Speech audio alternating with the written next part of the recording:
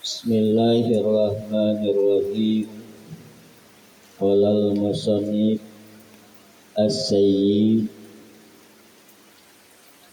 Usman bin Abdullah bin Agil bin Yahya nafa'anallahu fi ulumihi fi darain amin ya rabbal alamin ya mujibas sa'ilin.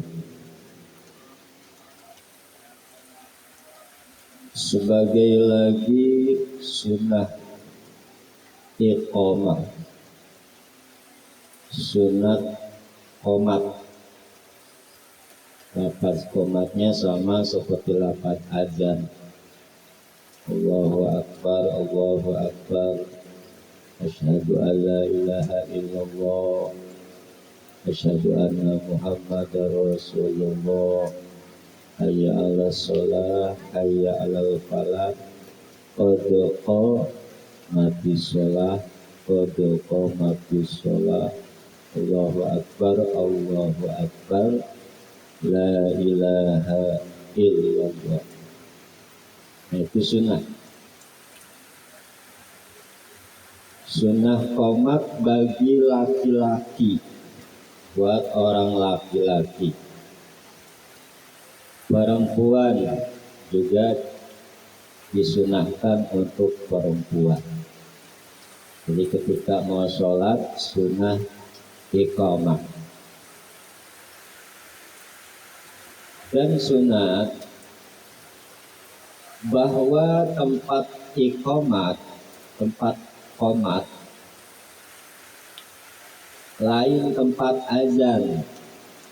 Jadi kalau umpamanya azan itu kan ya muazin, yaitu tempatnya biasanya di depan imam kalau berjamaah di masjid atau mushola.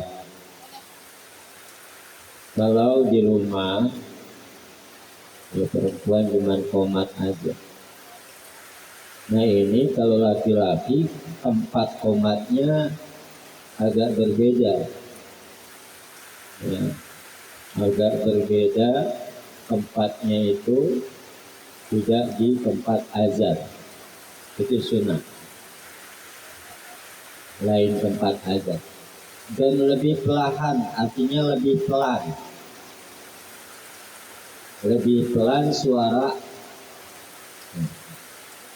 suara qomat maksudnya daripada azan. Jadi azannya lebih pelan. Ya, kalau qomatnya itu kedengeran. Ya.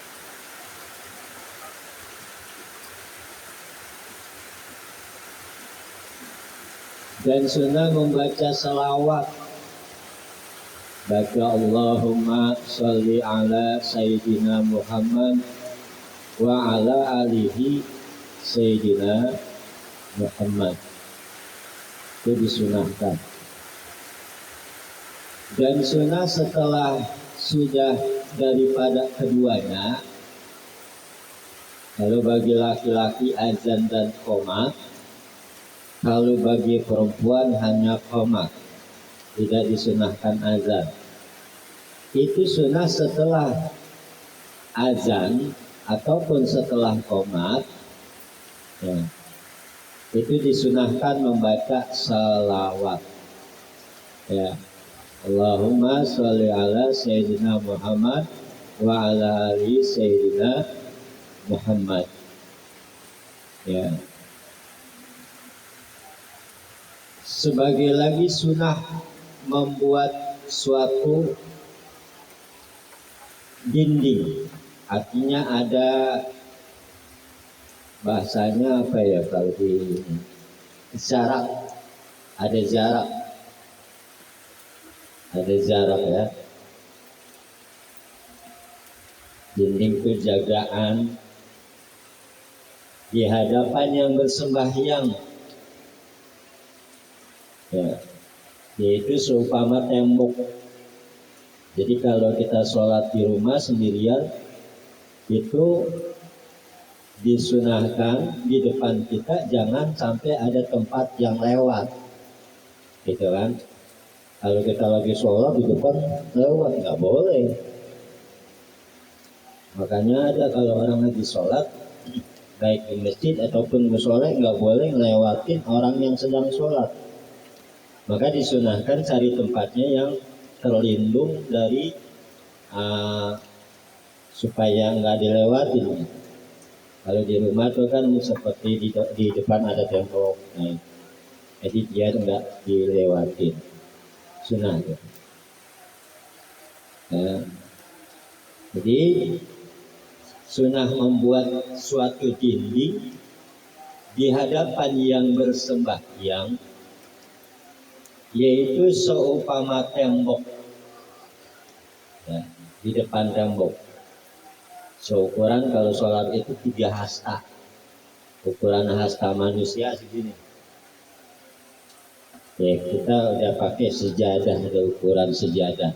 Kalau dulu 3 hasta ukuran, ya 3 tangan manusia, dari jari sampai sikut. Atau pagar, atau depan pagar biar orang nggak lewat. Atau tiang, atau juga ada tiang biar orang nggak lewat, nggak melewati. Antaranya antara orang yang sembahyang dan antara tiang atau pagar atau tembok itu jaraknya 3 hasta, itu namanya. Jaraknya 3 hasta, 3 tangan manusia seukuran segini. Ini namanya 1 hasta, 2 hasta, 3 hasta. Gitu. Jadi hitung sama sejadah ukurannya. 3 hasta jaraknya. Dan sunnah bersugi, gosok gigi. Sunnah gosok gigi. Kalau ada siwak, ya siwak. Kalau nggak ada, ya pakai odol dan gosok gigi. Sebelumnya sembahyang. Jadi sebelum sholat kita bersih-bersih mulut kita agar nggak bau, agar tidak ada sisa-sisa makanan yang nanti akan bisa membatalkan sholat. Seumpamanya di mulut nih ada bekas makanan daging, ya kan, terus ketelan walaupun cuman sedikit, seperti umpamanya kita makan teh manis, minum teh manis, ada sisa manis-manis itu jangan ditelan karena bercampur air ludah itu dengan gula, jadi udah nggak boleh ditelan kalau bercampur kayak gitu. Maka itu harus dibersihkan, gosok gigi biar nggak ada sisa-sisa makanan, nggak ada ya sesuatu di dalam mulut kita yang akan membatalkan sembahyang kita. Dan sunat berlapaz niat sembahyang.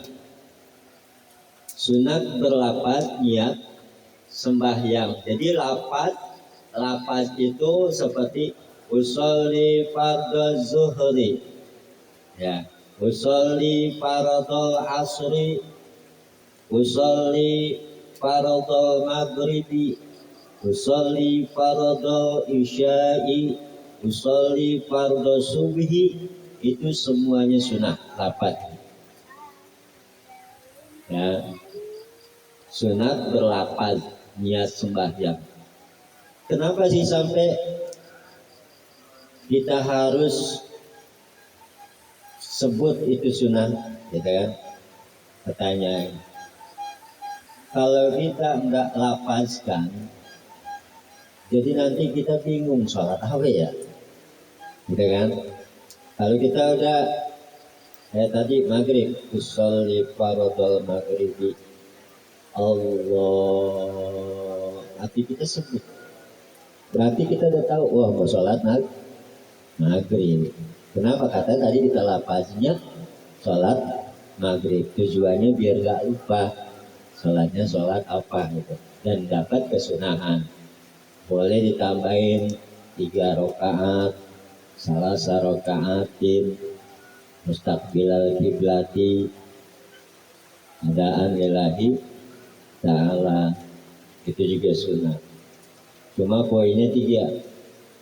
Kalau sholat wajib, pertama niatnya qasad sah jaku, yang kedua ta'arud lil fardiyah sebut fardu sah jaku sembahyang fardu, yang ketiga ta'yin menentukan waktunya apa, maghrib sah jaku sembahyang fardu maghrib. Nah itu kita niatkan ketika takbir Allahu Akbar. Hati kita niat sah jaku sembahyang fardu maghrib. Itu yang wajib 3 rakaat menghadap kiblat tunai karena Allah Ta'ala adalah sunnah, namanya sunat hayat qalbiyah, karena pekerjaan hati. Nah banyaknya itu yang harus kita tahu ilmunya, jadi biar nampak terus pahala kita ya. Jadi sunat berlapat niat sembahyang, dan sunat meratakan sop itu barisan ya. Jadi sunat tuh barisannya, batasannya itu bukan dari kaki kayak orang yang apa ya, kalau lagi dulu sebelum pandemi itu kakinya ada yang ngangkat ya kan, ada yang ngangkat. Padahal yang disunahkan bukan kaki, ya kan?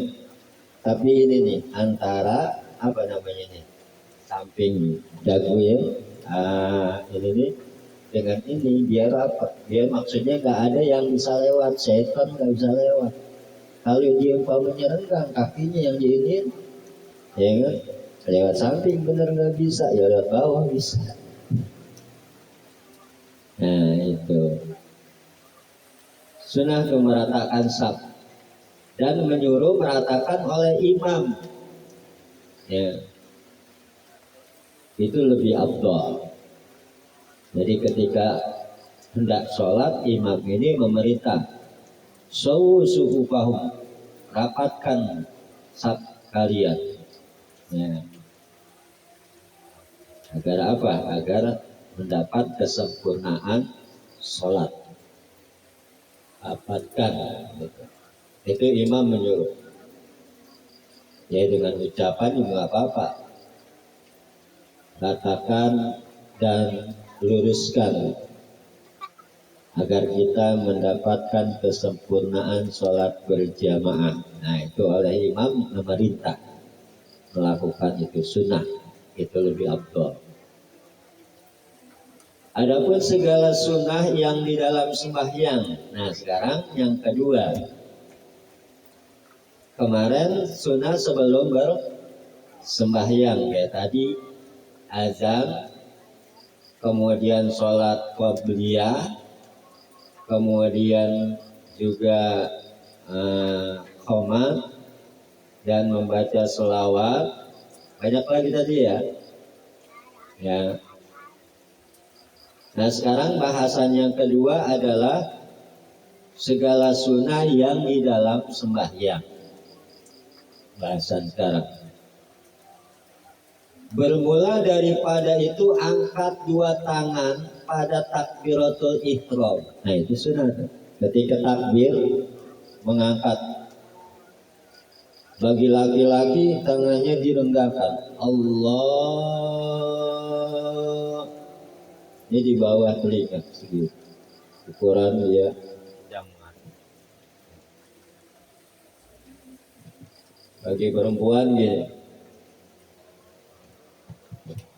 Allah, maaf ya. Setiap gerakannya dia rapat. Bedanya laki-laki dengan perempuan, kalau perempuannya rapat, Kalau laki-laki enggak.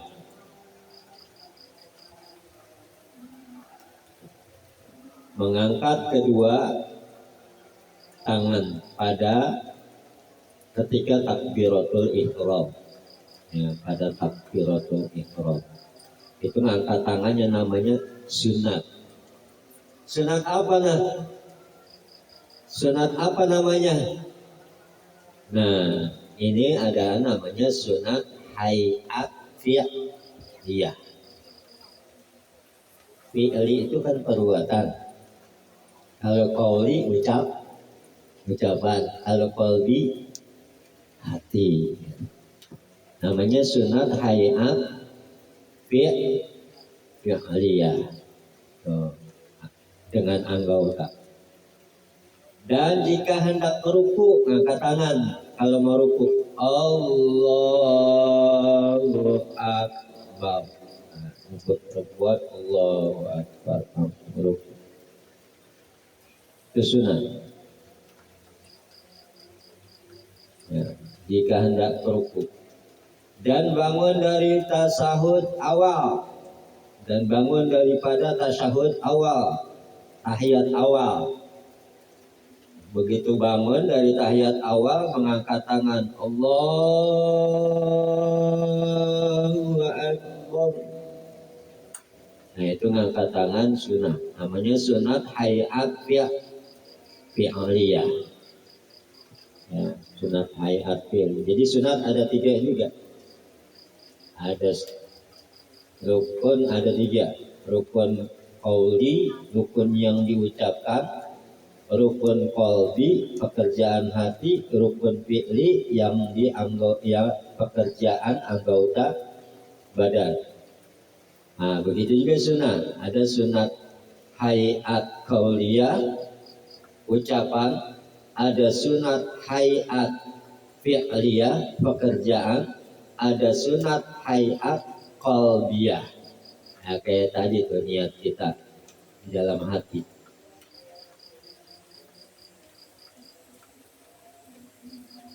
Ya, jika hendak ruku dan bangun daripada tasyahud awal. Dan sunnah doa istiftah. Ya, doa istiftah. Allahu Akbar kabira walhamdulillahi katsira wa subhanallahi bukratan wa asila. Inni wajjahtu wajhiya lilladzi fataras samawati wal arda hanifan musliman wa ma ana minal musyrikin. Inna salati wa nusuki wa mahyaya wa mamati lillahi rabbil alamin la syarika lahu wa bidzalika umirtu wa ana minal muslimin. Nah, itu sunnah. Sunat namanya sunat hayat apa tuh? Sunat hayat qauliyah, ucapan.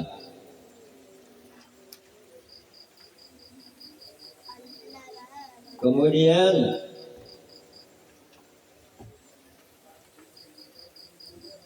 jadi sunat doa istiftah setelah takbiratul ihram, setelah mengucap Allahu Akbar. Terus kita baca Allahu Akbar kabira. Ya. Dan seterusnya. Kemudian maka sunnah a'udzu setelah baca doa istiftah wa ana minal muslimin. Itu ada jeda. Sekadar menarik nafas sekitar 1 atau 2 detik, membaca ta'awuz, a'udzu sebelumnya Fatihah.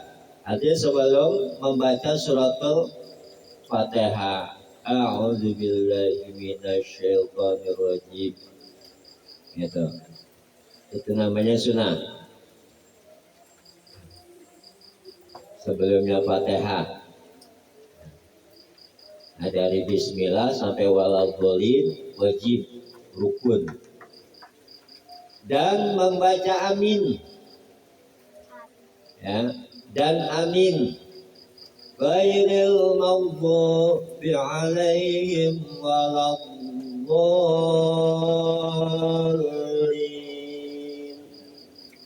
Kita tarik nafas. Amin.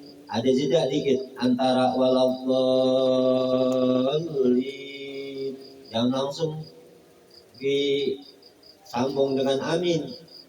Seukuran satu nafas atau satu detik baru amin. Bahkan kalau perlu di dalam kitab Asifatu saja itu ketika kita baca ghairil maghdubi alaihim waladdallin,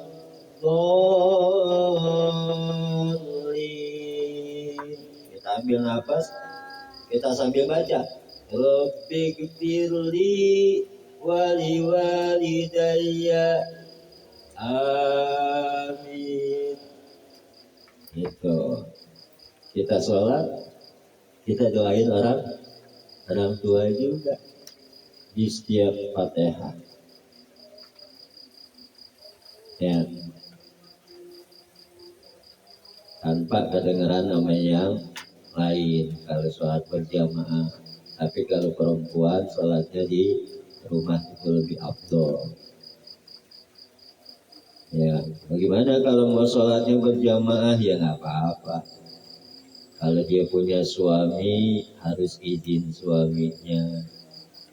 Ya nggak boleh berlebih-lebihan dalam hal pamannya pakai wangi-wangian. Ya sampai berlebihan lah, itu nggak boleh. Biasa aja. Sunnah ta'awudz, sunnah amin sebelum dan sesudah Fatihah. Dan sunnah membaca surat di dalam dua rakaat subuh dan dua rakaat yang permulaan lain-lain sembahyang. Jadi rakaat pertama setelah Fatihah disunahkan membaca surat. Rakaat kedua setelah Fatihah disunahkan membaca surat. Dan tidak disunahkan rakaat ketiga dan keempat. Ini.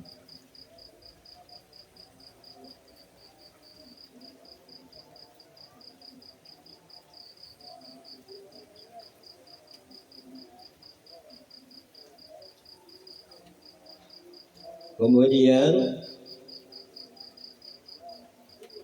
dan sunat jihar, sunnah terdengar suaranya bagi munfarid, bagi orang yang sholat sendirian.